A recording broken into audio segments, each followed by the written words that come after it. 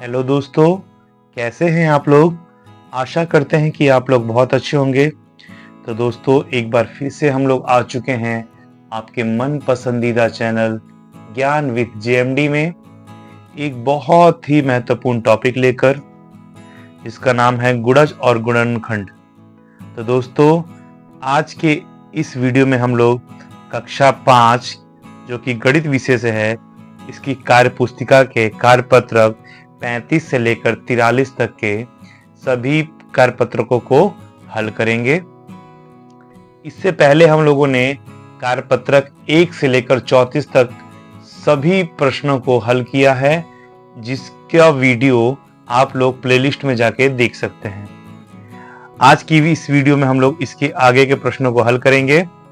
तो दोस्तों, आप लोगों से निवेदन है कि आप लोग अंत तक हमारे इस वीडियो में बने रहें, ताकि एक भी प्रश्न, एक भी क्वेश्चन आप लोगों से न छूट जाए।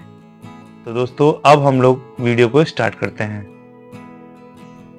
तो आइए दोस्तों, अब हम लोग आज का जो टॉपिक है उसको चालू करें, उसको स्टार्ट करें। तो ये है गुणज तथा गुणनखंड।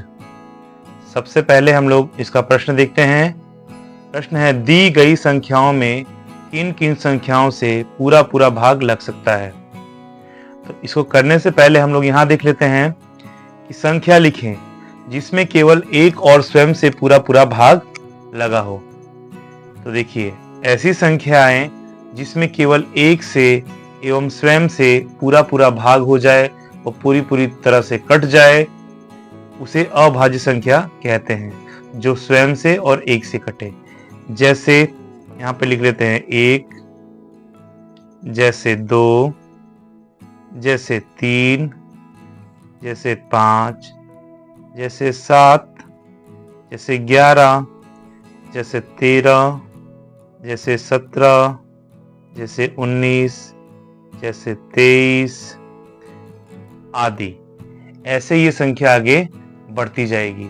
ये वे संख्याएं हैं जो केवल एक से या फिर स्वयं से कटती हैं। इसके बाद है दूसरा, संख्या लिखे जिसमें एक और स्वयं के अलावा किसी भी अन्य संख्या से पूरा पूरा भाग लग जाए। तो जो जिसमें एक से और स्वयं के अलावा अन्य किसी भी संख्या से पूरा पूरा भाग लग जाएगा, तो उसको हम लोग भाज्य संख्या कहते हैं। जैसे 4 में 1 का भी भाग लगेगा, 4 में 4 का भी भाग लगेगा और 4 में 2 का भी भाग लगेगा, यानी इन तीनों संख्या से वो कट जाएगी। इसके अलावा है 6 भी 1 से कटेगा, 2 से कटेगा, 3 से कटेगा और 6 स्वयं से ही कटेगा। इसके बाद है 8, इसके बाद है 9 भी 1 से कटेगा, 3 से कटेगा और 9 से कटेगा। इसके बाद है 10, इसके बाद है 12 और ऐसे ही ये संख्या आगे बढ़ती जाएगी। इसकी विस्तृत वीडियो आप लोग हमारे प्लेलिस्ट में जाके देख सकते हैं। प्लेलिस्ट में हम लोगों ने इसके ऊपर विस्तार पूर्वक एक वीडियो बनाया हुआ है। आइए अब हम लोग प्रश्न पे आए। तो प्रश्न था कि दी गई संख्याओं में किन किन संख्याओं से पूरा पूरा भाग लग सकता है। तो आइए इसको हम लोग सॉल्व करते हैं। सबसे पहले है 9 देखिए 1 से कटेगा, 3 से कटेगा और 9 से कटेगा। ठीक है, 1, 3 और 9 से 9 कट जाएगा। इसके बाद 13 है, 13 1 से और सिर्फ स्वयं यानी 13 से ही कटेगा। इसके बाद 12 है, 12 1 से, फिर 12 2 से, 12 3 से भी जाएगा, 12 4 से भी कटेगा, 12 6 से भी कटेगा और 12 से भी कटेगा, यानी इनके पहाड़े में 12 आ जाएगा। इसके बाद है 7 1 से कटेगा और 7 स्वयं से कटेगा। इसके बाद है 28, तो 28 1 के पहाड़े में भी आता है, 28 2 के पहाड़े में भी, 28 4 के पहाड़े में भी और 28 7 के पहाड़े में भी, 28 14 के पहाड़े में भी और 28 के पहाड़े में भी आता है। तो इसी तरह से हम इस पूरी तालिका को भर लेते हैं। तो यहाँ देखिए दोस्तों, हमने सभी संख्याओं का वो संख्याएं लिख दी हैं जिनसे ये संख्याएं पूरी पूरी तरह से कटती हैं। तो आप लोग देख सकते हैं ये इनकी संख्याएं हैं, ये सारी संख्याएं हैं। तो दोस्तों इसी के साथ ये जो पहला प्रश्न है वो हमारा कंप्लीट होता है। कार्यपत्रक 36 को हम लोग हल करते हैं। तो इसका प्रश्न पढ़ते हैं। दी गई संख्याओं में किन किन संख्याओं से पूरा पूरा भाग लग सकता है? दी गई संख्याओं में किन किन संख्याओं से पूरा पूरा भाग लग सकता है? तो यहाँ पे संख्या दी हुई है और यहाँ लिखा है संख्याएं जिनसे पूरा पूरा भाग लगता है। तो आइए हम लोग करते हैं। एक को छोड़ देना है, यहाँ करते हैं। सबसे पहले 3 से कटेगा, इसके बाद 45 5 से कटेगा, यानी 5 के पहाड़े में आएगा। इसके बाद 6 के पहाड़े में नहीं, 7 के पहाड़े में नहीं, 8 के पहाड़े में नहीं, 9 के पहाड़े में 45 आता है। 9 पंजे 45। इसके बाद और किसी पहाड़े में नहीं आएगा, ये आएगा सीधा 15 के पहाड़े में। 15 तिया होता है 45। इसके बाद 45 जो है वो केवल स्वयं के पहाड़े में आएगा। तो ये इसका गुणनखंड हो गया, इसको हम लोगों ने तोड़ लिया। ये इन पहाड़ों में आएगा। उसी तरह से हम बारी बारी से सभी का लिख लेते हैं कि किस किस संख्याओं से ये संख्याएं पूरी तरह से भाग होती हैं। आइए इसको लिखते हैं। तो देखिए दोस्तों, सभी की संख्याएं आ गई हैं जिनसे ये संख्याएं पूरी तरह से भाग होती हैं। देखिए आप लोग देख सकते हैं ये संख्याएं हैं। आइए अब इनके ऊपर जो प्रश्न है, इनके ऊपर निर्धारित जो प्रश्न है उसको पढ़ते हैं। पहला प्रश्न है, संख्या 45 और 75 के समान विभाजकों यानी अपवर्तकों को लिखिए। तो वैसे अपवर्तक लिखने हैं जो 45 में भी आया है और 75 में भी आया है, जिनको विभाजित इन्होंने किया है। तो आइए देखते हैं कौन कौन से हैं। तो सबसे पहले 3 इसमें भी है, 3 इसमें भी है। तो ये पहला तो आ जाएगा 3। इसके बाद 5 इसमें भी है, 5 इसमें भी है, 5 आ जाएगा। इसके बाद 15 है, इसमें भी 15 है, लेकिन 9 नहीं है। अब क्या है, अब इसमें कोई भी नहीं है। तो इसमें समान अपवर्तक समान विभाजक ये हो जाएंगे 3, 5 और 15। इसके बाद दूसरा है, संख्या 16 और 64 के समान अपवर्तकों को लिखिए। तो देखिए संख्या 16 में कौन कौन सा है देखते हैं। 2 है और 64 में भी देखना है। 64 कहाँ पे है, 64 ये रहा। तो 2 में 2 है 64 में भी और 16 में भी। 4 भी है दोनों में, 8 भी है दोनों में और 16 भी है। तो इन दोनों के समान अपवर्तक ये चारों होंगे। तीसरा देखते हैं 36 और 90। 36 और 90, तो इसमें देखते हैं कौन कौन सा है। सबसे पहले 2 है समान इसमें, इसके बाद 3 है, इसके बाद 6 है, इसके बाद इसके बाद कोई भी नहीं है। तो इनके समान अपवर्तक हो गए 2, 3 और 6। क्योंकि इसमें तो 12 इसमें है, लेकिन इनमें 12 नहीं है, 18 भी नहीं है और 36 भी नहीं है। आइए अगला देखते हैं। लिखा है संख्या 12, 24 और 48 के समान अपवर्तक कौन कौन से, यानी तीनों में कॉमन होना चाहिए। 12 में और 24 कहाँ है, 24 में और 48 कहाँ है। तो 48 खोजते हैं, 48 ये रहा। तीनों में कॉमन होना चाहिए। तो देखिए 2, 2, 2 तीनों में है। तो 2 तो पहला हो गया ये। इसके बाद 3 इसमें है, 3 इसमें भी है, 3 इसमें भी है, 3 भी हो गया। इसके बाद 4 इसमें है, 4 इसमें है और 4 इसमें भी है, 4 भी हो गया। इसके बाद 6 इसमें है, 6 इसमें है और 6 इसमें भी है, तो ये भी हो गया। इसके बाद 8 इसमें है, 8 इसमें है, लेकिन 8 इसमें नहीं है, तो ये नहीं होगा। 12 इसमें है, 12 इसमें है और 12 इसमें है, तो 12 भी होगा। इसके बाद 12 वाली संख्या का अपवर्तक जो है वो खत्म हो गया है, तो इसलिए ये समान अपवर्तक होंगे इन तीनों संख्याओं के। तो आइए देखते हैं अगला क्या है। 2 या 2 से अधिक संख्याओं के समापवर्तकों में से सबसे बड़े समापवर्तक को उन संख्याओं का महत्तम समापवर्तक कहते हैं। दो या दो से अधिक संख्याओं के समापवर्तकों में से सबसे बड़े समापवर्तक को उन संख्याओं का महत्तम समापवर्तक कहते हैं, यानी जो सबसे बड़ा हो, और समान अपवर्तक को ही समापवर्तक कहते हैं। तो चलिए दोस्तों, इसी के साथ ही हमारा कार्यपत्रक 36 जो है वो कंप्लीट होता है। अगला कार्यपत्रक है 37। इसके प्रश्न को देखते हैं। निम्नांकित संख्याओं के अभाज्य गुणनखंड निकालिए। तो देखिए इन्होंने क्या किया है, 40 का अभाज्य गुणनखंड निकाला है। इसको 40 को पहले एलसीएम निकाल लिया है, 2 से किया है, फिर 20 आया है तो 2 से किया है, फिर 10 आया तो 2 से किया है, और फिर 5। उसके बाद इन सभी को इन्होंने अभाज्य गुणनखंड यहाँ निकाल दिया है, 2 गुणे 2 गुणे 2 गुणे 5। आइए इसको पढ़ते हैं। अभाज्य गुणनखंड किसे कहते हैं? किसी संख्या के ऐसे गुणनखंड जो अभाज्य हो, यानी जो कट ना सके, अर्थात अभाज्य संख्या से भाग देते हैं और अभाज्य संख्या अभाज्य शेष तक जाते हैं, तो ये अभाज्य गुणनखंड होंगे। इसी के बेस पे हम लोगों को भी ये सवाल बनाने हैं। तो आइए बनाते हैं। हम लोग 36 का बनाते हैं। तो 36 को भी हम लोग सबसे पहले, जो इस 36 एक सम संख्या है, तो इसको हम लोग सबसे पहले 2 से ही हल करेंगे।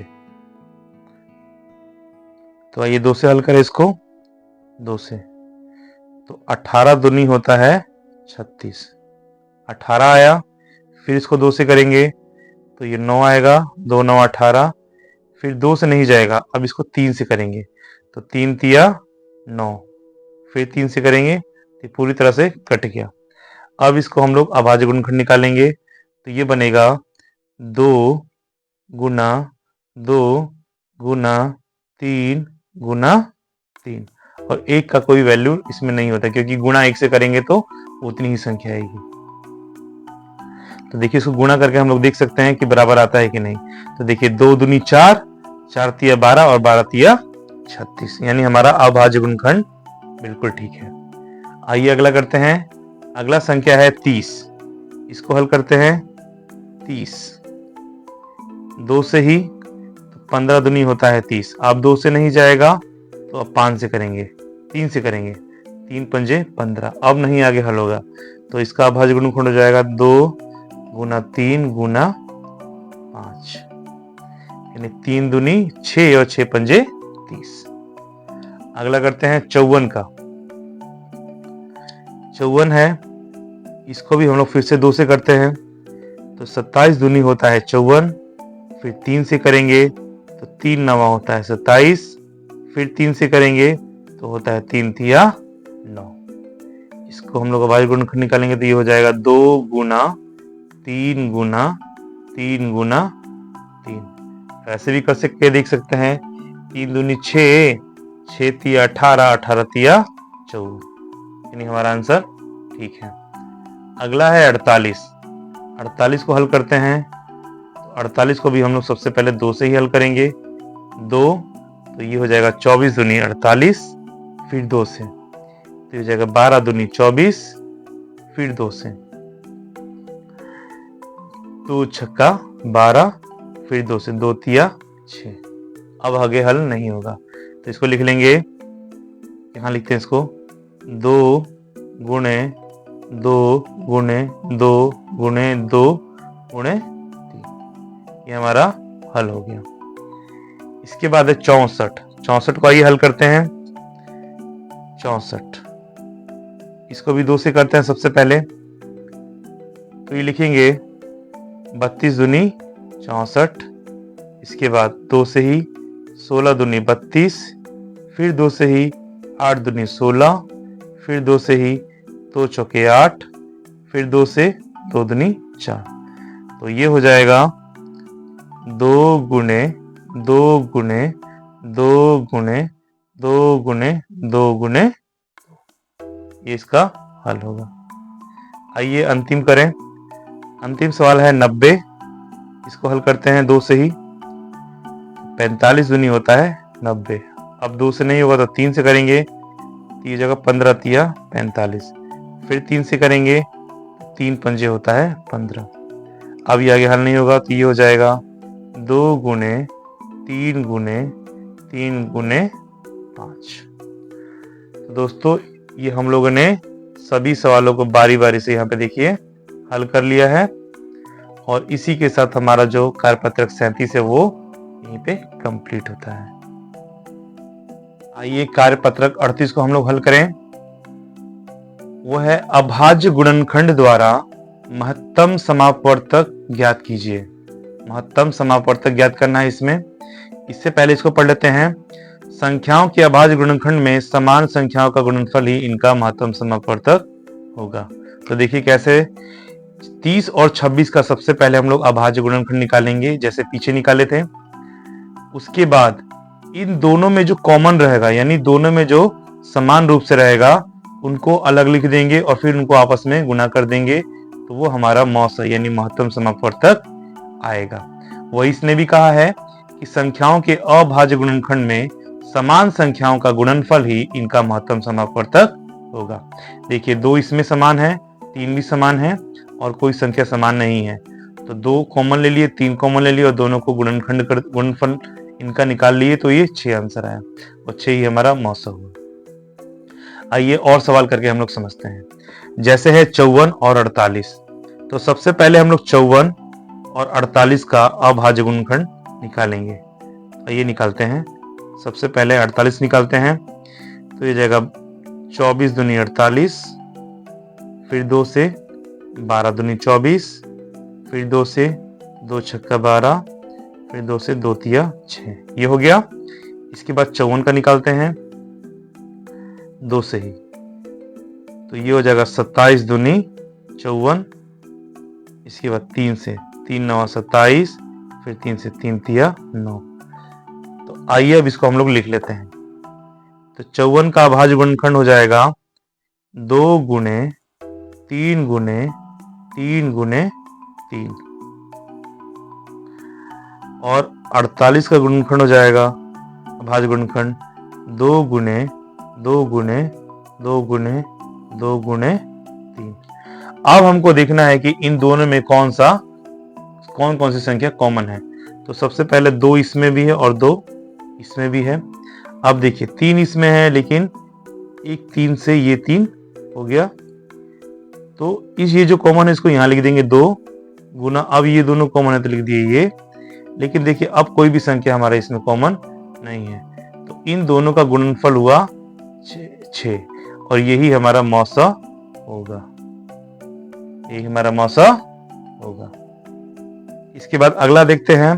यह है 64 और 90। इसको भी हल करते हैं। सबसे पहले 64 को वैसे ही 2 से ये हो जाएगा 32 दूनी 64, फिर 2 से ये हो जाएगा 16 दूनी 32, फिर 2 से 8 दूनी 16, फिर 2 से 2 चौके 8, फिर 2 से 2 दूनी 4। तो ये हमारा हो गया। तो 64 का अभाज्य गुणनखंड आ गया 2 गुने 2 गुने 2 गुने 2 गुने 2 गुने 2 यानी 6 बार 2 2 आ गया। इसके बाद 90 का करते हैं। तो देखिए 90 का करते हैं तो ये हो जाएगा 2 से ही 45, फिर 3 से ये हो जाएगा 15, फिर 3 से तो ये हो जाएगा 5। तो 90 का अभाज्य गुणनखंड हो जाएगा 2 गुने 3 गुने 3 गुने 5। और अब आइए इन दोनों में हम लोग कॉमन ढूंढे। तो कॉमन कौन कौन सा होगा 64 और 90 में। तो सबसे पहले तो है ये 2। इसके बाद देखिए 3 इसमें लेकिन इसमें नहीं है, 3 इसमें लेकिन इसमें नहीं है, 2 इसमें लेकिन इसमें नहीं, इसमें 5 है। तो यानी कोई नहीं मिल रहा है तो हमारा 2 ही बचा। तो 2 ही हमारा मौसा होगा। ये हमारा आंसर हो जाएगा। ठीक है दोस्तों। आइए अगला करते हैं। अगला है 12, 18 और 24। तो उसको भी इसी तरह ही निकाल लेते हैं। 12 को सबसे पहले 2 से 2 छिक 12, 2 तिया 6। ये हो गया 12 का। 12 का हुआ 2 गुने 2 गुने 3। इसके बाद 18 का निकाल लेते हैं। 2 9 18, फिर 3 से 3 तिया 9। तो 18 का हुआ 2 गुने 3 गुने 3 हो गया। इसके बाद 24 का निकाल लेते हैं हम लोग। 24 का यहाँ निकाल लेते हैं 24 का।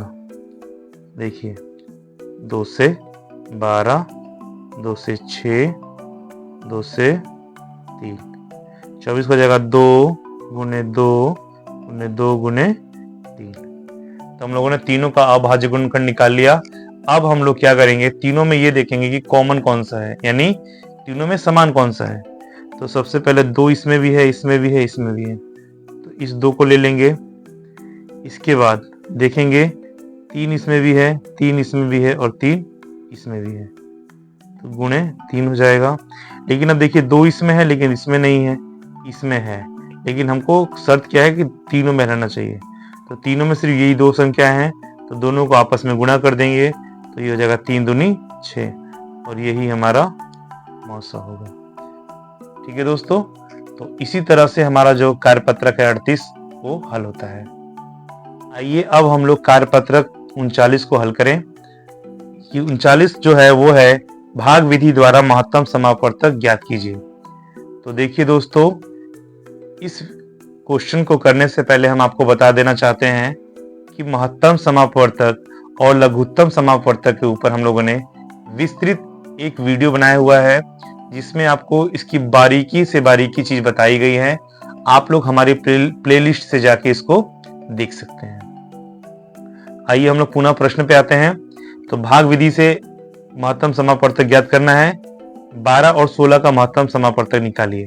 तो देखिए यहाँ पे क्या किया गया है, 16 में 12 का भाग दिया गया है, 4 शेष आया है, फिर 4 शेष को यहाँ रख के 4 से इस 12 में भाग दिया गया है, और जब शेष 0 आ गया है तो जिससे पूरी तरह से कट गया है वो संख्या इसका मौस हो गया। तो ये लिखा है अंतिम भाजक 4 है, जो 16 और 12 का महत्तम समापवर्तक है। तो यहाँ लिखा भी है कि इसके लिए सबसे पहले बड़ी संख्या 16 में छोटी संख्या 12 से भाग देते हैं, फिर प्राप्त शेष से प्रथम भाजक में भाग देते हैं। यह प्रक्रिया तब तक जारी रखते हैं जब तक कि शेष शून्य न आ जाए। ठीक है दोस्तों, तो आइए इसी के ऊपर हम लोग सवाल कुछ बनाएं। यह है 12 और 8, तो आइए बनाते हैं उसी तरह से। 12 को यहाँ रखते हैं, 8 को यहाँ रखते हैं, तो भाग देते हैं। तो ये होगा 8 एकम 8, माइनस करेंगे, 12 में से 8 जाएगा 4, ये हो गया 4 हमारा शेष। अब इसको यहाँ रखते हैं और इसमें भाग देते हैं 8 का। तो 4 को जब भाग देंगे तो 4 दूनी होता है 8 और हमारा शेष आ गया 0। इसका मतलब 4 जो है अंतिम भाजक है, इसलिए इसका एचसीएफ जो है वो 4 ही होगा। 4 हमारा आंसर होगा। आइए अगला करते हैं। अगला है 20 और 30। 20 और 30, तो उसी तरह से हम लोग करेंगे। 30 में 20 का भाग देंगे, 20 एकम 20, ये बचा 10। 10 में अब हम लोग 20 का भाग देंगे, 10 दूनी 20, शेष आया 0, यानी 10 से पूरी तरह से कट गया, इसलिए इसका आंसर होगा 10, एचसीएफ होगा 10। अगला है 18 और 32। हम लोग क्या करेंगे, 32 में 18 का भाग देंगे, तो 18 एकम 18, 18 दूनी होता है 36, तो 2 बार में जाएगा, इसलिए हम लोग इसको एक ही बार में लिखते हैं। तो ये होगा 18। 18 में से 32 में से 18 को घटाना है, तो हो जाएगा 12। 12 में से 8 गया, बचा 4, और 1 में से 1 गया तो 2, तो ये बचा 14, ये बचा 18। अब 14 में 14 को 18 से भाग देंगे, ये हो जाएगा 14 एकम 14, ये हो जाएगा 4। तो इसको हम लोग 14 उतार लेंगे। इसके बाद हो जाएगा 4 तिया 12, 2 शेष आया, फिर इसके बाद ये हो जाएगा 4, फिर 2 से भाग दिए तो 2 दूनी 4 और शेष वाला आया 0। तो अंतिम जो हमारा भाजक है वो है 2, तो इसलिए इसका एचसीएफ भी होगा हमारा 2, और यही इसका आंसर होगा। अगला करते हैं चौथा, 16 और 42। तो इस 42 में अब लोग हम भाग देते हैं हम लोग 16 को, तो 16 एकम 16, 16 दूनी 32, 32, माइनस किए तो ये आया 10, 10 को हम लोग यहाँ छोड़ देते हैं और 16 को यहाँ लेते हैं, तो 10 से कम 10, शेष आया 6, फिर ये हो जाएगा 10 यहाँ पे, तो अब ये हो जाएगा 6 एकम 6, ये बचा 4 और यहाँ उतरा 6, फिर ये हो जाएगा 1, 4 एकम 4, शेष आया 2, और 2 में फिर 4 का भाग देंगे तो 2 दूनी होता है 4, ये कट के आया 0। अंतिम भाजक जो हमारा है वो 2, तो इसलिए इसका आंसर भी होगा 2। इसका भी आंसर हमारा आया 2। आइए आगे चलते हैं। ये कुछ लेंथी हो जाता है तो इससे घबराना नहीं है, बड़ा आसानी से बन जाता है। अगला है 30 और 36, तो हम वही करेंगे। 36 में 30 का भाग दे देंगे, तो देखिए 30 एकम 30, 6 हासिल, 6 को यहाँ रखेंगे, 30 को यहाँ रखेंगे, 6 पंजे 30, माइनस होकर ये 0 0 आ गया, और ये हमारा जो अंतिम भाजक है वही हमारा HCF हो गया, यही हमारा आंसर हो गया। अगला देखिए, ये 3 यहाँ पे संख्याएं हैं, 12, 18 और 36, तो इसमें भी घबराना नहीं है। इसमें क्या करना है, सबसे पहले इन 2 संख्या को हम लोग हल करेंगे। तो 18 में हम लोग भाग देंगे 12 का, तो जगह 12 एकम 12, माइनस करेंगे तो इसका आंसर आएगा 6, 12 6 18 होता है। इसके बाद 12 यहाँ रख देंगे तो 2 छिक्के होता है 12, 0 आया। यहाँ पे इसको हम लोग कंप्लीट कर दिए। 6 यहाँ पे अंतिम भाजक आया, लेकिन ये अभी हमारा HCF नहीं होगा, अभी हमको 36 में भी करना है। 36 में अब हम लोग इसका भाग देंगे 6 से, तो 6 छिक होता है 36, ये आया 0 0। तो अब हमारा जो अंतिम भाजक है वो है 6, इसलिए आंसर भी हमारा होगा 6। तो दोस्तों इस तरह से इन सवालों को बनाना है। ये कार्यपत्रक 40 को हल करें। तो इसका प्रश्न है, प्रथम 10 गुणज लिखें। प्रथम 10 गुणज लिखिए। तो देखिए 6 का गुणज, 6 का गुणज है 6, 12, 18, 24, 30, 36, 42, 48, 54 और 60। जब ध्यान से आप लोग देखेंगे तो ये आपको 6 का पहाड़ा दिखेगा। जी हाँ दोस्तों, गुणज का अर्थ होता है पहाड़ा, यानी उस संख्या का पहाड़ा, पहाड़ा पढ़ते जाना है, यानी उसका गुणा करते जाना है आगे वाली संख्याओं में। तो ये 6 का गुणज हो गया। आइए संख्या प्रश्न देखते हैं। अब लिखा है, दी गई संख्या के गुणज या अपवर्त्य वे सभी संख्याएं होती है जिनमें दी गई संख्या से पूरा पूरा भाग लग जाए। तो देखिए इस संख्या जो है इससे पूरा पूरा भाग इनमें लग जाएगा, इसलिए इसके गुणज है। तो इसके लिए दी गई संख्या में 1, 2, 3, 4 से अनंत तक से गुणा कर गुणज प्राप्त करते हैं हम लोग।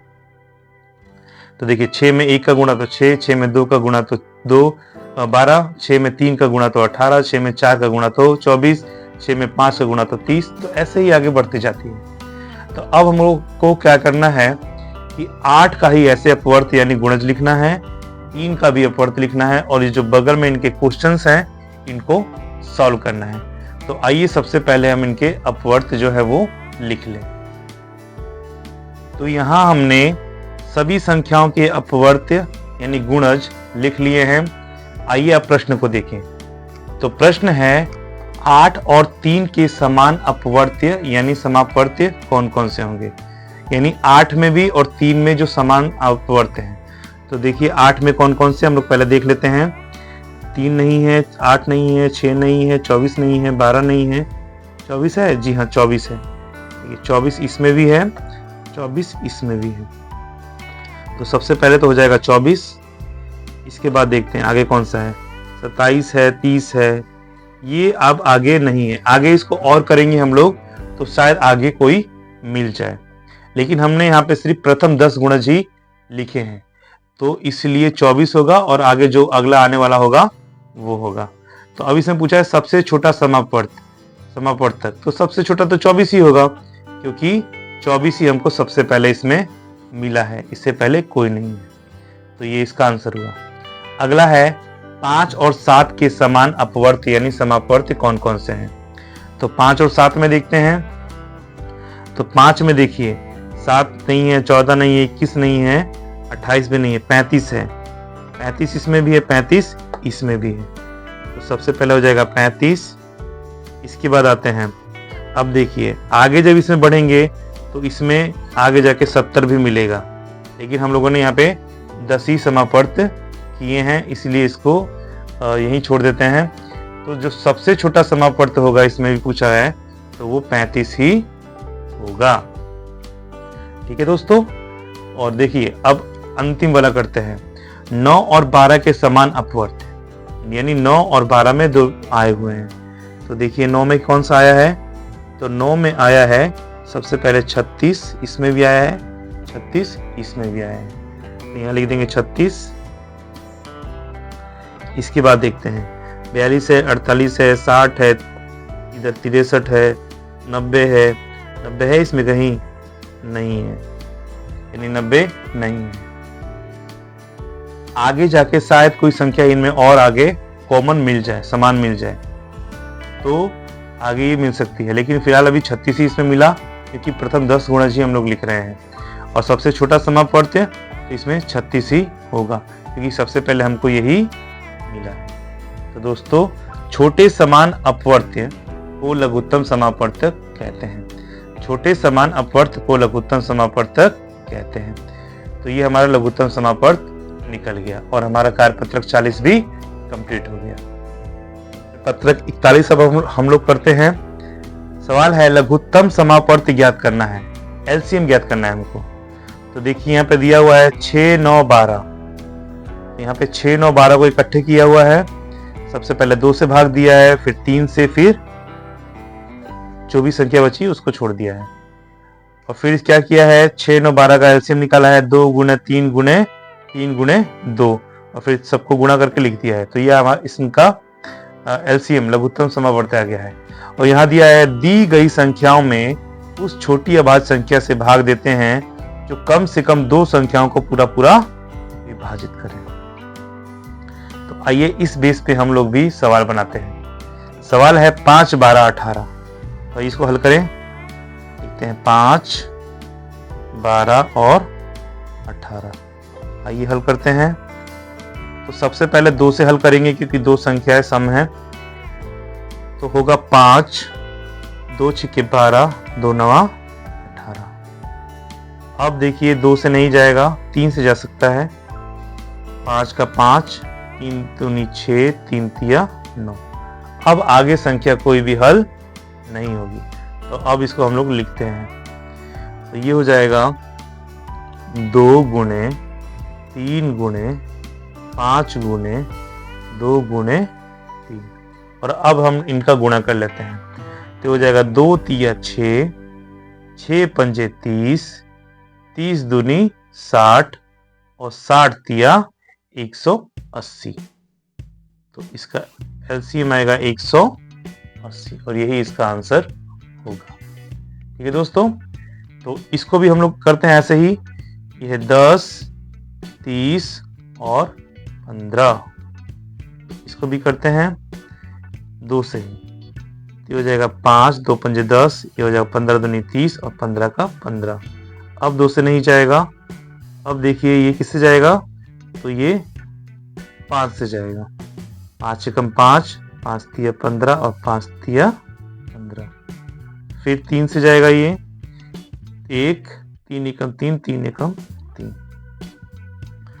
अब इसको लिख लेते हैं 2 गुणे 5 गुणे 3। तो करते हैं 2 पंजे 10 और 10 तिया 30। या फिर उल्टा भी कर सकते हैं, 3 पंजे 15, 15 दूनी 30। तो इसका 30 जो है वो आंसर आएगा, एलसीएम आएगा। अगला करते हैं 6, 9, 15। 6, 9, 15। तो देखिए 3 से इसको काटते हैं, क्योंकि 3 से सब कट जाएगी संख्या। 3 दूनी 6, 3 तिया 9 और 3 पंजे 15। अब कोई संख्या इससे नहीं कटेगी, कॉमन नहीं है, सभी एक एक से ही कटेंगी। तो इसको लिख लेंगे 3 गुणे 2 गुणे 3 गुणे 5। गुणा करते हैं तो जाएगा 3 दूनी 6, 6 तिया 18 और 18 पंजे 90। इसको ऐसे कर सकते हैं 5 तिया 15, 15 दूनी 30, 30 तिया 90, 90 हमारा हो गया LCM। आइए अगला करते हैं। अगला है 8, 12 और 16। इसको हल करते हैं 2 से। 2 चौके 8, 2 छक्का 12, 2 अट्ठे 16 हो गया। फिर 2 से 2 दूनी 4, 2 तिया 6, 2 चौके 8। फिर 2 से करते हैं 2 एक कम 2, 3 का 3, 2 दूनी 4। अब हल आगे नहीं होगा तो इसको लिख लेंगे। इसको यहाँ लिखते हैं 2 गुणे 2 गुणे 2 गुणे 3 गुणे 2। तो ये हो जाएगा 2 दूनी 4, 4 दूनी 8, 8 दूनी नहीं 2 दूनी 4, 4 दूनी 8, 8 तिया 24, 24 दूनी 48। या फिर ऐसे करते हैं 3 दूनी 6, 6 दूनी 12, 12 दूनी 24, 24 दूनी 48। 48 इसका जो है वो आंसर आ गया। आइए अगला करते हैं। अगला है 7, 14 और 21। इसको हम लोग भाग देते हैं तो 7 से ही भाग देते हैं। चलिए 7 एकम 7, 7 दूनी 14, 7 तिया 21 कट गया। अब आगे नहीं होगा तो इसको लिख लेते हैं हम लोग 7 गुणे 2 गुणे 3। तो 3 दूनी 6 और 6 सत्ते 42। तो फिर 7 दूनी 14, 14 तिया 42। तो 42 जो है इसका LCM आएगा। अंतिम सवाल है 15, 20 और 35। तो आइए सबसे पहले इसको 5 से करते हैं क्योंकि 5 से सब कट जाएगा। तो 5 तिया 15, 5 चौके 20 और 5 सत्ते 35। तो अब इसका गुणनखंड हो जाएगा 5 गुणे 3 गुणे 4 गुणे 7। तो आइए इसको गुणा करते हैं। तो ये हुआ 5 तिया 15, 15 चौके 60 और 60 सत्ते 420। या फिर 7 चौक 28, 28 तिया 84 और 84 पंजे को 420। तो जगह 420। ये हो गया इसका HCF और ये हुआ इसका आंसर। तो इस तरह से कार्यपत्रक जो 41 है वो भी हमारा पूरी तरह से कंप्लीट हो गया। कार्यपत्रक 42 को देखते हैं। लिखा है समझिए और कीजिए। यहाँ पे एक तालिका बनी हुई है। इनमें कई सारे कॉलम बने हैं। पहला है पहली संख्या, दूसरी संख्या, महत्तम समापवर्तक, लघुत्तम समापवर्तक, पहली संख्या गुणा दूसरी संख्या, मौसा गुणा लौसा, क्या दोनों बराबर हैं। तो देखिए यहाँ पे इन्होंने पहली संख्या को बनाया है। पहली संख्या 6 है और दूसरी संख्या 12। इन दोनों का HCF जो है महत्तम समापवर्तक 6 आया है और दोनों का लघुत्तम समापवर्तक 12 आया है। अब हम लोग महत्तम और लघुत्तम तो बनाना सीख ही गए हैं तो हम लोग डायरेक्ट भी इसको बना सकते हैं। तो इसका LCM दोनों का आया है 12 और HCF आया है 6। अब क्या है, पहली संख्या दूसरी संख्या को गुणा किया गया है, यानी इसको गुणा किया गया है तो 72 आया है। और फिर मौसा लौसा को भी गुणा किया गया है तो 72 आया है। अब लिखा है क्या दोनों बराबर है, तो जी 72 और 72 बराबर है। तो उसी तरह से इन सभी को हमको करना है। तो आइए अब हम लोग इसको करते हैं। तो देखिए दोस्तों, यहाँ पे हमने सभी प्रश्नों को हल कर दिया है और हल करने के बाद इनका HCF और LCM भी लिख दिया है और इसके बाद पहली संख्या और दूसरी संख्या को गुणा भी कर दिया है। उसके बाद लघुत्तम और महत्तम दोनों को गुणा भी कर दिया है। और जब दोनों को गुणा कर रहे हैं तो देखिए सभी का मान बराबर आ रहा है। 200 200, 392 392, 144 144, 180 180, 250 250, 135 135, 45 और 45। इसलिए सभी में हमने लिखा है क्या दोनों बराबर हैं, तो हाँ दोनों बराबर हैं। तो इसको हम लोगों ने ऐसे नहीं लिखा। सबसे पहले हम लोगों ने इसका महत्तम निकाला, उसके बाद इसका लघुत्तम निकाला और उसके बाद दोनों को गुणा किया, पहली संख्या दूसरी संख्या को, फिर लघुत्तम महत्तम को गुणा किया, उसके बाद ये निकाला। तो दोस्तों आप लोग भी इसको ऐसे हल करके देख सकते हैं। बहुत ही मजेदार गेम है ये, लगभग गेम जैसा ही है। बहुत मजा आया हमको तो करने में, आप लोग को भी मजा आएगा, बच्चों को भी मजा आएगा। इसको करके जरूर देखिएगा। कार्यपत्रक 43 है, आइए इसको समझते हैं और करते हैं। प्रश्न है, 2 बाल्टी में क्रमशः 35 लीटर और 28 लीटर दूध आता है। उस बर्तन की अधिकतम धारिता ज्ञात कीजिए जो दोनों बाल्टियों के दूध को पूरा पूरा माप देगा। तो दोस्तों इसको हम लोग चलिए करते हैं। तो लिखते हैं सबसे पहले बाल्टी की धारिता।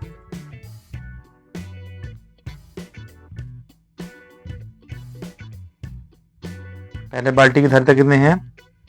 35 लीटर, एल से होता है लीटर।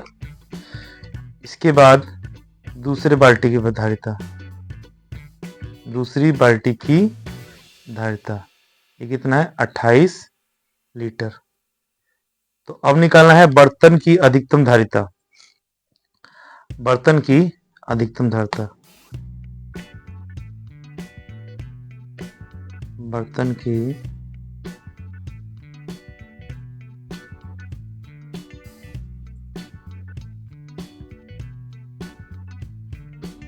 धारिता। इसको निकालने के लिए हम लोग क्या करेंगे? जो पहले बर्तन की धारिता है और जो दूसरे बर्तन की धारिता है, इन दोनों का मौसा ज्ञात कर लेंगे। तो पहले बाल्टी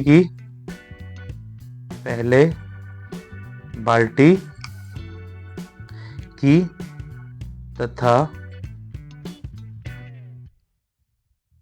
दूसरे बाल्टी धारिता का महत्तम समापवर्तन निकालेंगे हम। तो जब महत्तम समापवर्तन निकालेंगे यानी 35 और इसका 28 का मौसा निकालेंगे। 28 का मौसा निकाला यानी महत्तम समापवर्तक निकाला। तो महत्तम समापवर्तक निकाला तो 7 आया। 7 कैसे आया आपको बताते हैं। 35 है, 35 का जब हम लोग अभाज्य गुणनखंड करेंगे तो आएगा 5 और 7। देखिए 35 को करते हैं 5 से, तो 7 5 35। तो इस तरह से 5 7 आया। 28 का करेंगे तो 4 से, 4 7 28, 4 गुणे 7 आया।